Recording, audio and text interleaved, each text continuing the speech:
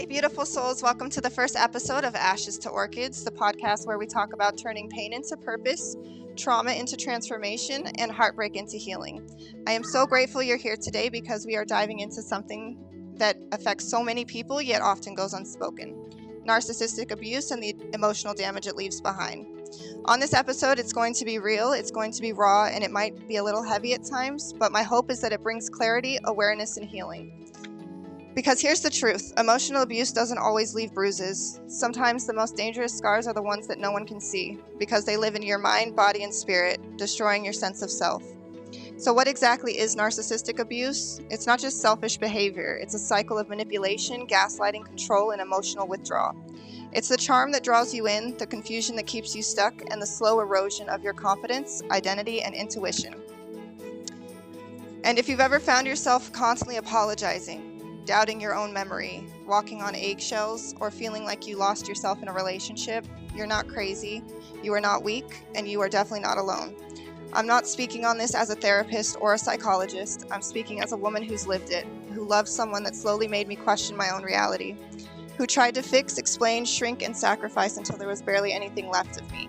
But I got out, and if you're listening today, maybe you're in the thick of it, maybe you're freshly out, or maybe you're years into your healing and still picking up the pieces. No matter where you are welcome here. In this episode, we're going to break it down. What narcissistic abuse actually looks and feels like. Why is it so hard to recognize, let alone leave? How to begin reclaiming your voice, your peace, and your power. This isn't about pointing fingers or diagnosing people. It's about truth. It's about healing. And it's about finally saying out loud, that wasn't love, that was manipulation. Before we dive in, I just want to give a gentle content warning. We'll be talking about emotional trauma and psychological abuse, which may be triggering for some. So please take care of yourself as you listen. Pause, breathe, or come back later if you need to.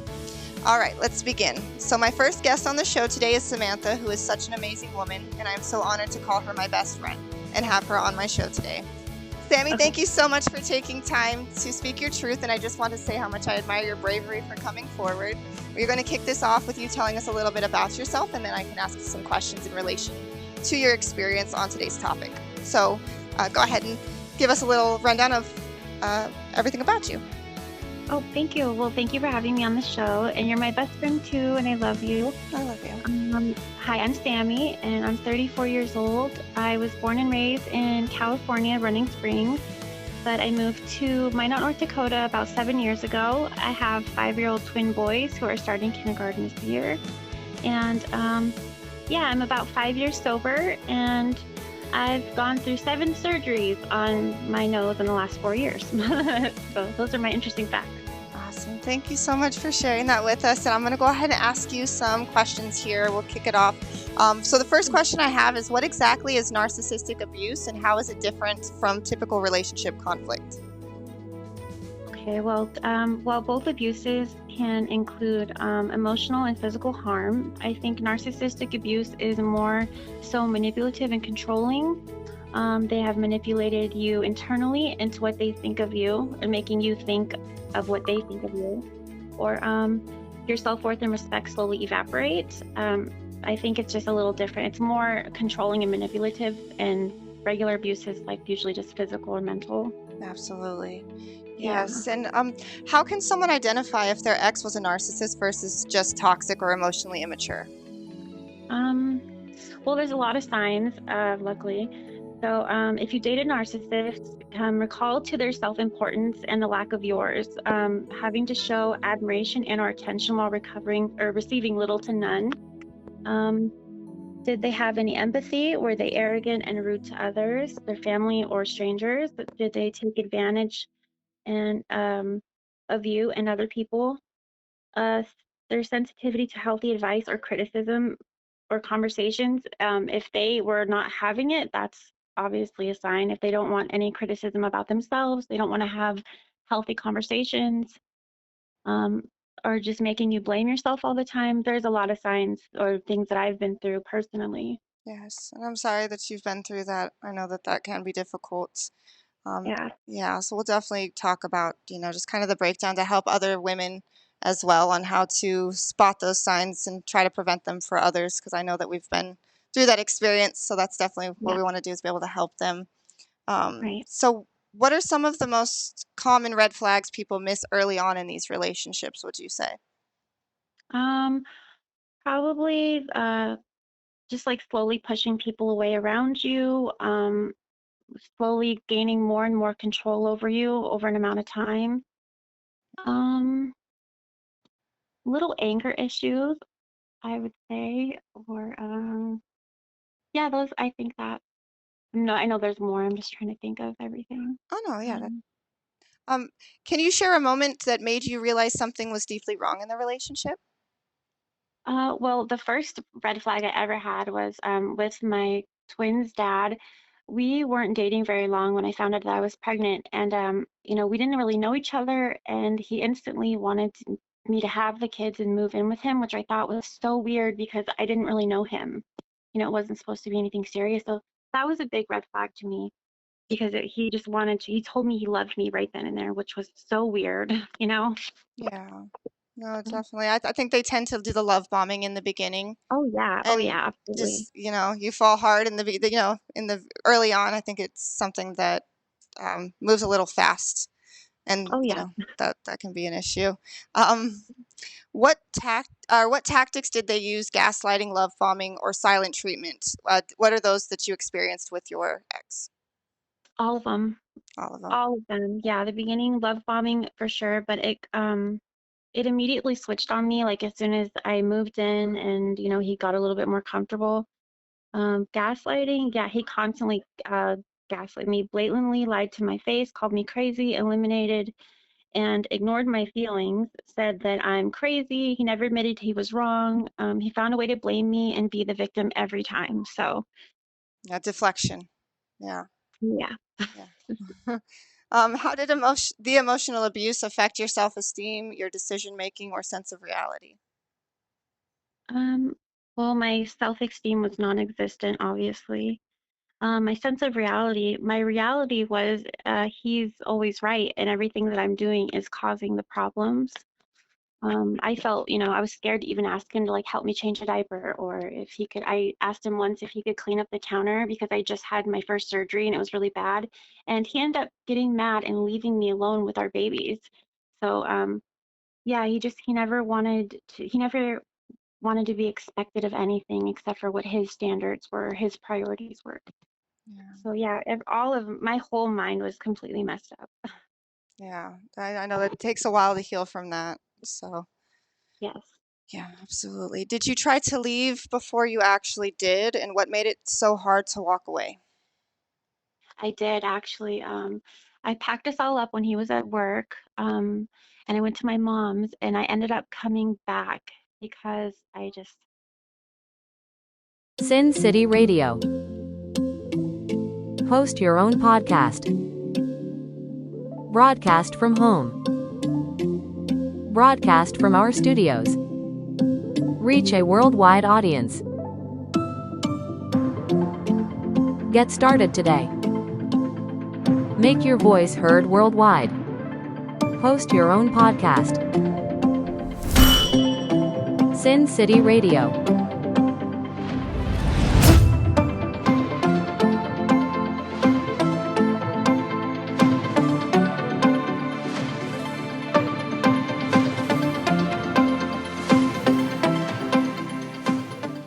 I don't know, when they call you and they're crying and they're threatening you, you're afraid. You don't know what they're going to do. And my biggest fear was what he would take one of my kids and run. And that night before I came home, he busted in my mom's door, grabbed Elijah, and he tried running down the stairs with him while I was hanging on to his clothing. So, I mean, the fact of him walking away with my kids was my biggest fear. So, and that's what ultimately made me go back. Yeah. It And was, yeah, and I think that that's what makes it difficult, is a lot of people don't understand right. that side of it, to where they're like, well, why didn't you just leave, or why didn't you just take off with the kids or do certain things, and they don't realize the ins and outs of what the risks are, the fear that you have. So Yeah, for I'm your just safety, for your kids' yeah, safety, because yeah, they poison your mind. It's really unhealthy and it's really sad. yeah, I'm just so glad that you were finally able to get away safely. Oh gosh, me from that too. Same for situation. you. Yeah. Yeah. How did you deal with the shame or self-blame that often comes with narcissistic abuse? Shame and self-blame. Well, I mean, I always, my kids probably went through a little trauma when they were younger, and the shame and self-blame of that, of even allowing my kids to be in an unhealthy and unsafe environment in any aspect, just it completely broke me for a while. It's embarrassing, you don't want to tell your family how awful they are because you don't want people to think that you're not being successful in life. And yeah, it was, yeah, it's, yeah. I totally get that. I think with my ex-husband too, my mom didn't know anything that was going on until we were about to get divorced, and then she's like, I didn't know all this was going on, because they isolate you from your family. They isolate you from everyone so that all you have is them to rely on. So it is, something that I think on our healing journey we learn is you have to forgive yourself and forgive others, just so that you can, let go of that shame and that judgment on yourself, because you don't know what you don't know. And I think as we go through lessons, and experiences, that's what shapes us into becoming the best version of ourselves in the end. So it's always a blessing, even if at the time it doesn't feel that way. So. Absolutely, yeah. I'm very thankful for all of my bad experiences. Yeah, it's always a good, something good comes out of it. What were the first steps in your healing process after your breakup? Okay, so my first step was to prioritize my kids' safety. I went to court and made sure that I was their primary, caretaker, or their primary residence. That was the first. My self-care was second. I really needed to work on getting my surgeries done and trying to feel myself again. Setting mental and physical boundaries, even though I'm not dating, but I wanted to put them in place for when I do start to date again, which I doubt will be anytime soon. I have really bad anxiety, depression, and PTSD, especially when I hear screaming or door closing or like slamming and things being thrown, or just any loud noises really do upset me still. So I just try to breathe, and I'm still looking to get a counselor or something, but yeah, those are, I think, your best first steps is your kids' safety, your mental health, and just starting to heal slowly from what's happened. Yeah, I think it's just coming out and stepping back into reality instead of that warped version of it that they had you stuck in when you come out of that healing process. And you're doing an amazing job. You are an amazing mother, and I just kudos to you. You have 2 twin boys, and I'm just so amazed by you and just all that you've overcame, and just how much stronger and you have been from all of it. And I just love you so much, and I'm very, very, very proud of you. How did your relationship with yourself change during recovery? Well, it got much better. I was doing a lot of blaming at first of myself, but eventually I, had to pull myself out of that gross headspace to where thinking it was my fault. And I learned and realized who he really was, everything he was doing.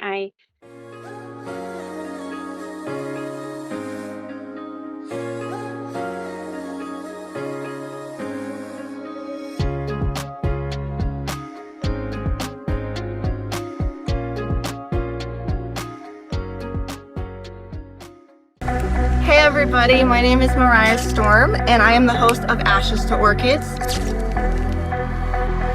On my show, we talk about survivors of abuse, the different types of abuse, the corruption in the family justice system, and also love and healing. Don't miss it.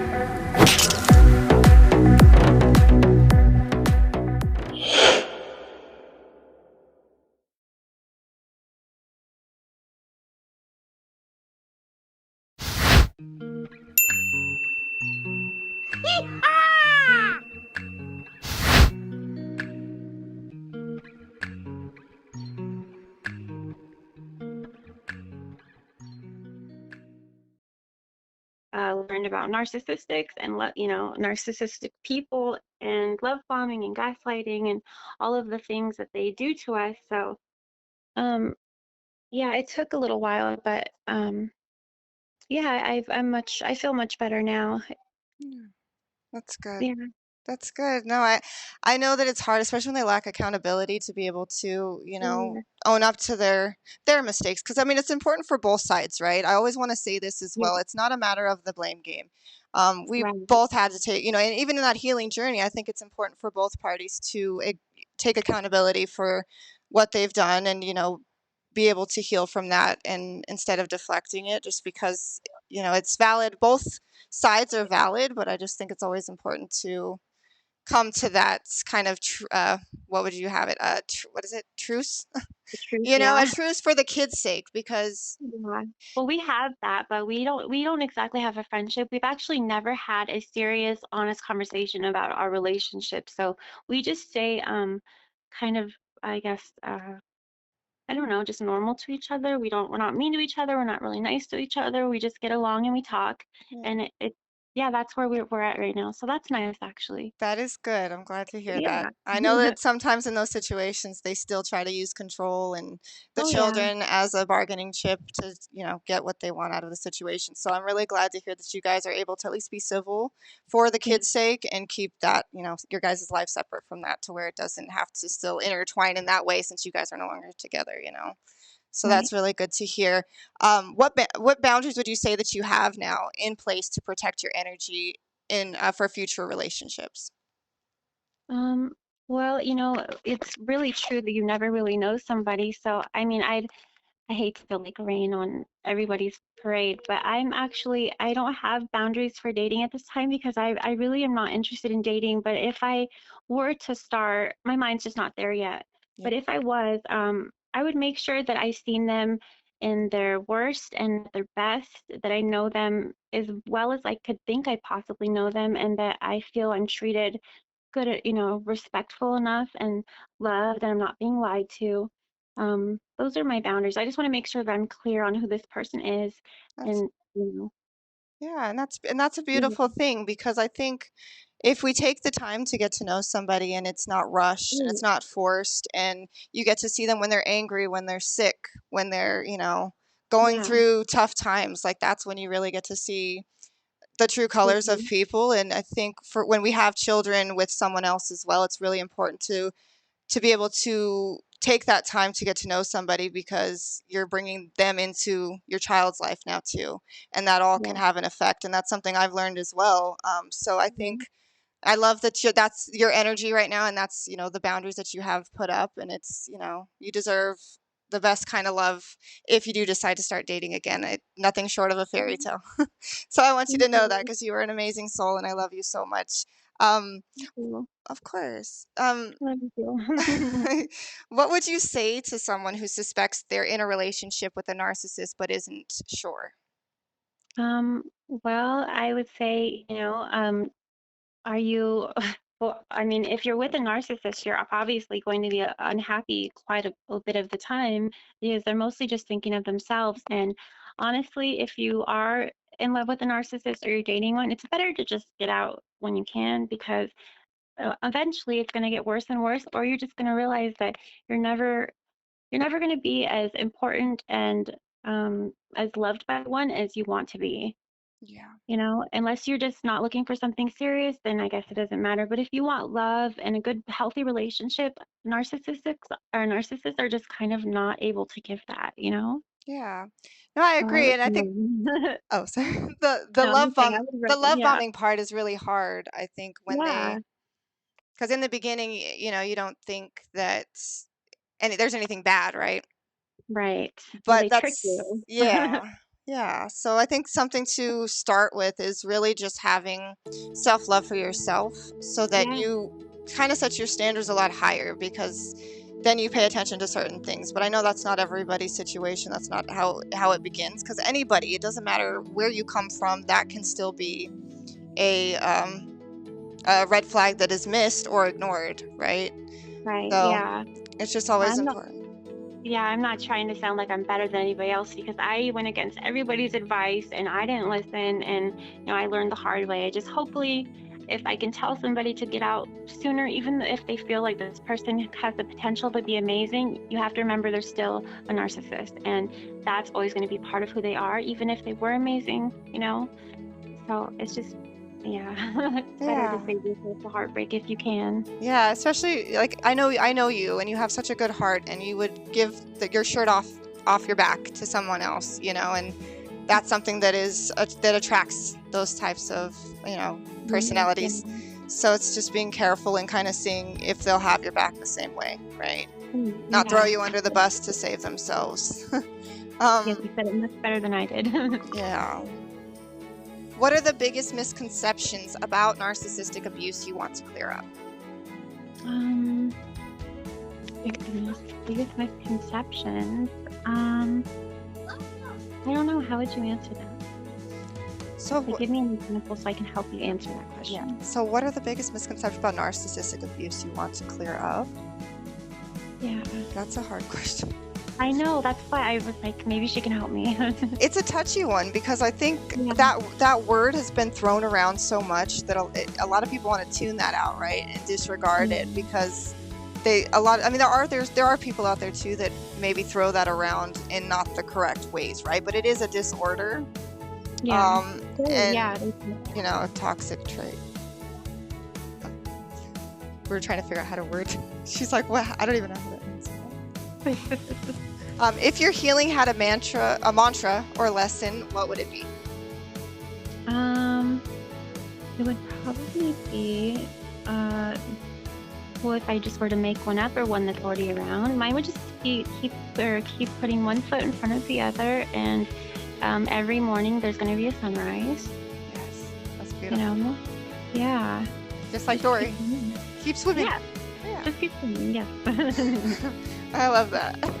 Well, thank you so much again for sharing your story and shining light on a very serious matter that so many people can relate to. You are an inspiration to me and will be to many others out there as well.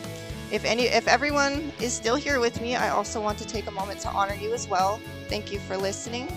Thank you for holding space for your truth, and thank you for showing up for your healing even when it hurts a little. Narcissistic abuse can feel like a storm that no one else sees. It's invisible to the world but devastating on the inside. And if this episode brought up emotions for you, tears, anger, relief, confusion, let them come. That's part of your nervous system finally exhaling and releasing what no longer serves you. Maybe you're realizing for the first time that what you went through wasn't normal. Maybe you're still untangling the lies, the guilt, the shame. Or maybe you're standing in your strength now, looking back and saying, never again. Wherever you are, I just want to remind you, you are not broken, you are becoming. You are not too sensitive, your feelings are valid. You are not hard to love, you were just asking the wrong person. Now you are healing, one breath, one boundary, one brave truth at a time. Remember, Rome was not built in a day. If this episode spoke to you, please don't keep it to yourself. Share it with someone who might need to hear these words. Leave a review, send me a message, let me know what landed for you. And if you're on this healing journey and looking for more support, I've got you. We've got more episodes coming your way, more tools, more stories, and more love. This is Ashes to Orchids with Mariah, where we rise, where we bloom, and where we remember who the hell we are. Until next time, take care of your heart, and remember, just because they couldn't love you doesn't mean you're unlovable. You're worthy, you're healing, you're coming home to yourself.